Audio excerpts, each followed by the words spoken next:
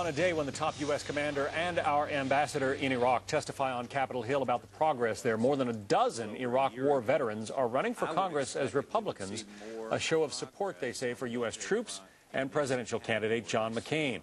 It's similar to what Democrats did in 2006 with some success. Let's introduce you to Lieutenant Colonel William Russell. He is running against Pennsylvania Congressman John Murhta, obviously a leading critic of the Iraq War. Lieutenant Colonel, and I guess I should say retired now because you got out of the Army, at least out of active duty, about, what, 6 months ago now? Yes, actually I left active duty. I'm still active with the reserves and currently serve with the 464th Chemical Brigade in Johnstown, Pennsylvania. You have said that John Murhta has emboldened the enemy with some of his anti-war talk. What do you mean by that? Well, absolutely. When he threw the Haditha Marines under the bus, he put the United States Congress stamp of approval on enemy propaganda. And certainly John Murhta, of all people, should understand this. Having served as an intelligence officer in Vietnam, he should understand enemy propaganda. As a savvy politician, he should understand propaganda.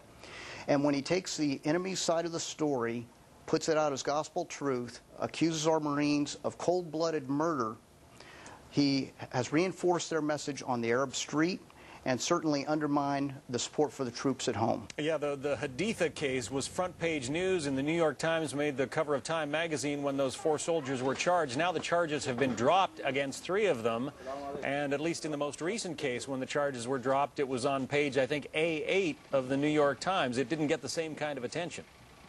Exactly, and of course, one of the key points is that all the murder-related charges have been dropped against these soldiers or Marines, and Mr. Murhta has so far failed and refused to apologize to them, including one of those Marines, Justin Sherritt, who is from our district.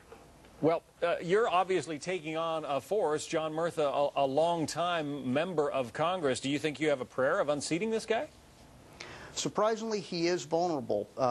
Although he's brought home a lot of earmarks in the past 30 years, a lot of people are recognizing that perhaps this is not the way to go, because they're beginning to recognize that the effects of the earmarks he's been bringing have not been reaching the average person in Johnstown. He's not bringing in working-class jobs. He's not bringing in manufacturing jobs. And most of these jobs are going to outsiders who move into the district, build big houses, skew the property values and the property taxes of the area. Real quickly, you have been through both Iraq wars. What do you tell people, now that you're a candidate, what do you tell people about the prospects there? Well, certainly we're making a difference. I've spent a total of 3 years in the Middle East.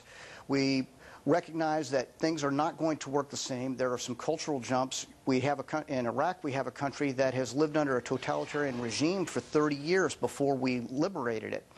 Naturally, when you have all the leaders of any clan or any class that might have been a threat to Saddam or the Baathists were categorically removed, tortured, or murdered, it takes a while to grow leaders.